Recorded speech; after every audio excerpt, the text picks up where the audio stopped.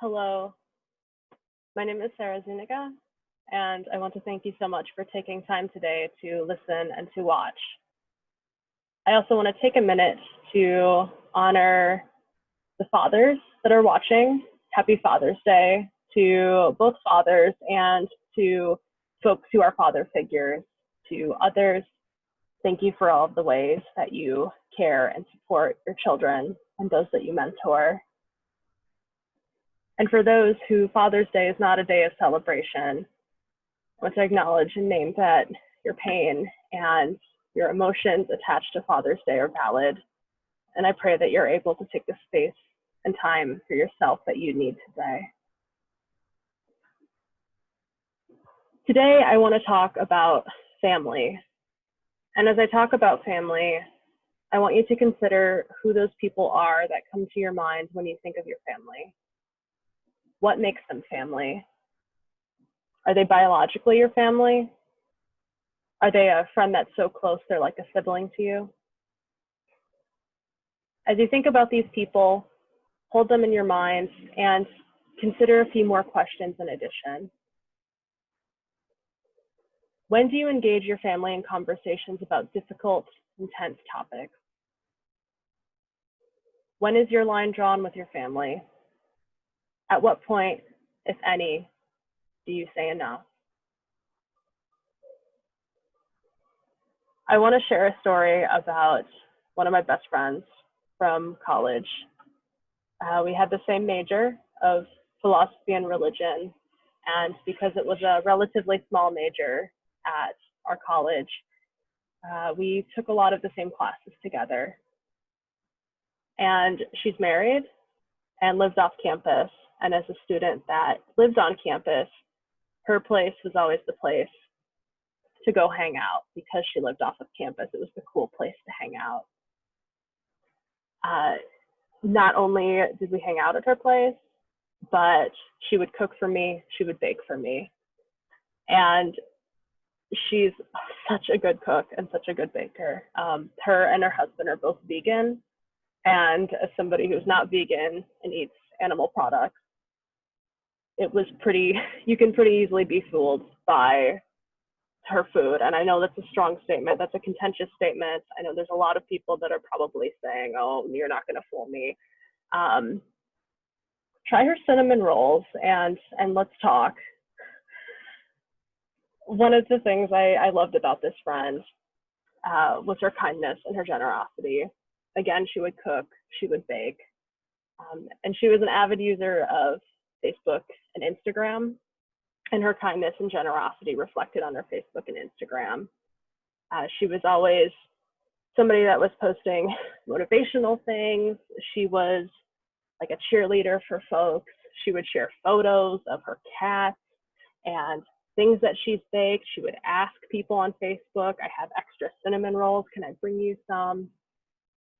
Super kind, super generous, one of the sweetest people I know. And while her social media was filled with these encouragement posts and these pictures of cinnamon rolls and her cats and other things that she's been baking and cooking, she often posts political posts on Facebook, especially as election cycles drew closer and closer. She was the person that was posting information on how to register to vote, how to vote by mail, where local voting locations were. She would even offer to drive people to polling locations if they were unable to drive themselves. However, when she did share political news on Facebook, as can be expected, she was sometimes met with criticism, especially from her family members. Now, there is this one post in particular that I remember, and I can't remember what the post was about, but I knew it was before an election. And there was one aunt of hers in particular who not only disagreed with my friend on her post and commented below the post about it, but she down-talked my friend. My friend was continuing to engage with her via Facebook in the comment section. She would write responses, continue this conversation. but her aunt was still really upset and came to a point that was downright mean. So me and another mutual friend of ours, we got really tired of this aunt's comments. I mean, how dare she? This aunt should know how kind and caring her niece is. Why is she picking a fight with her niece like this? Clearly, as the good friends that we were and needed to be, so we thought, we would stand up to this aunt that was attacking our friend on Facebook. Me and this mutual friend, we decided our best course of action would be to comment back to these aunts' mean replies. And I can't remember exactly what I said. Knowing myself and how I talked at that point in my life, there was probably healthy hints of sarcasm sprinkled throughout my response back to her aunt. And to this day, I'm not sure if her aunt ever saw our responses, because even though we replied, we found out that our friend had deleted our comments on her post. Our friend told both of us that at the end of the day, this was her aunt, this was family, and she wanted to continue to foster her relationship with her aunt. Even though they didn't agree on this particular post and issue, she had hoped that her aunt would come to a place of understanding and would allow my friend to help educate her and be a conversation partner. And I'll admit that initially I was surprised. I had nowhere near the patience that my friend had, and there's no way that her aunt would change her mind and ever agree politically with her. Initially, I latched onto this idea of patience and my friends needing to convince her aunt to agree. And as I reflect back and consider our gospel reading for today, I think it's about something greater than patience and convincing somebody to agree with you. I think it's about relationship. I want to back up a bit and from our passage and remember where we are in the Gospel of Matthew. In the beginning of Matthew 10, Jesus has called his disciples and has given them the authority to drive out impure spirits and heal every disease and sickness.